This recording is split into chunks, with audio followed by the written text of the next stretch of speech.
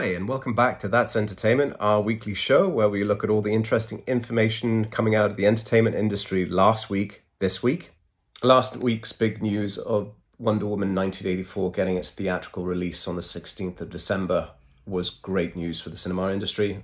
This is a film that's going to be driving a lot of audiences back into the cinemas over the December period, and its anticipation is palpable throughout the news that we've been reading across the internet. The key question is, with HBO moving the film to HBO Max on the 25th of December, and this being accepted by the industry as something they're just going to do, what will be the feeling from the industry when we start to look at other movies following the same pattern? And of course, you know, Wonder Woman is one of many films that Warner's planning on releasing. It's Godzilla vs. Kong, and the film was officially slated to go out on the May of 2021 after its original release date got pushed back from March 2020. According to The Hollywood Reporter, the studio passed on a $200 million Netflix deal and instead is looking to market the film on their own streaming service. And this could be the first film that HBO Max and the studio decide to release in the same strategy as Wonder Woman. A lot will be in debate as to whether or not the cinemas will be happy. It's a strategy that continues long after lockdown. In other streaming news, Disney's plans for their streaming service are supposedly leaked with a trailer that they were planning on showing their investors. If the rumors are to be believed, Disney plans on releasing future blockbusters such as Marvel's Black Widow onto the streaming platform, and also adding a Disney 18+ category that would allow them to offer non-family films and non-Disney films to their customers as well.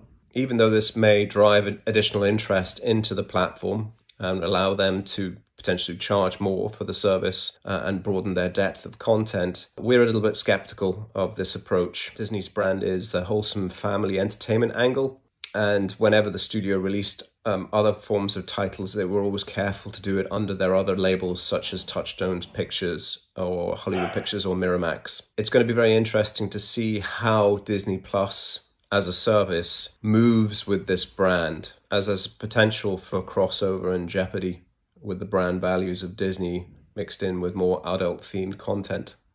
Questions abound as to whether or not Disney needs to move Black Widow onto their streaming platform, considering that they'll be unveiling its own Marvel Studio productions, which include WandaVision, The Falcon, and The Winter Soldier, in the first half of 2021. One thing almost everyone seems to agree on is that those movies in the $1 billion range need a common global theatrical release if they are to maximize their revenue.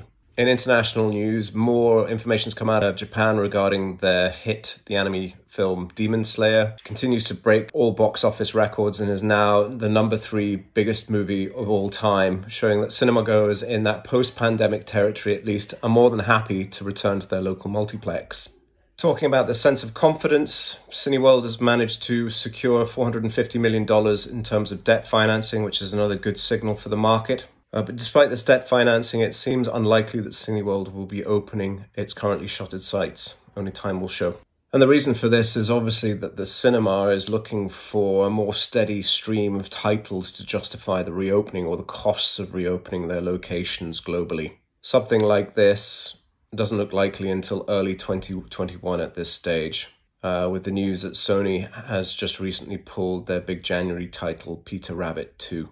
The COVID-related lockdowns are also creating uncertainty in the UK, Germany and France markets. It's still not clear as to when the governments will be easing the lockdown restrictions. And without this confidence in the market, we don't know how cinema locations are going to open up around Europe currently, although that could change day to day or week to week.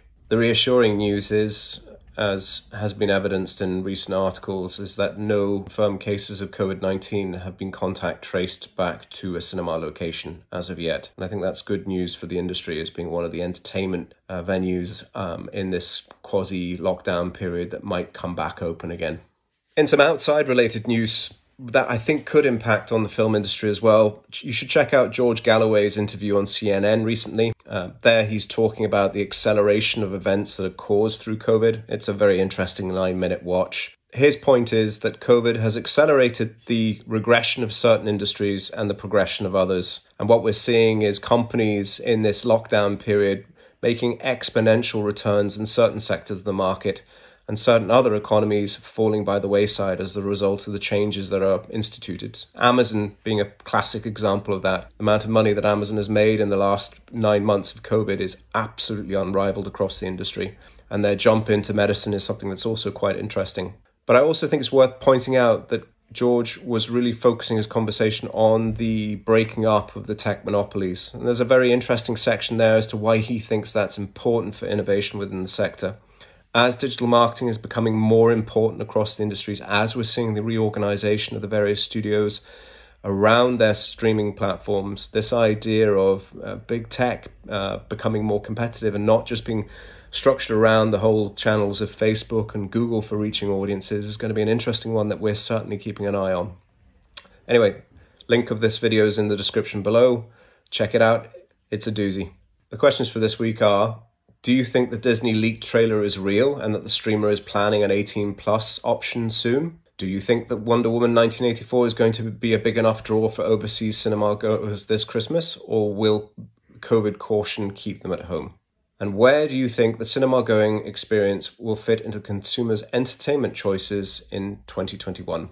That's the show for this week. Please feel free to comment or subscribe or like, depending on the platform, because we publish this both to LinkedIn and YouTube. It'd be great to hear your feedback as well in the comment section of either service below. Until then, have a great week.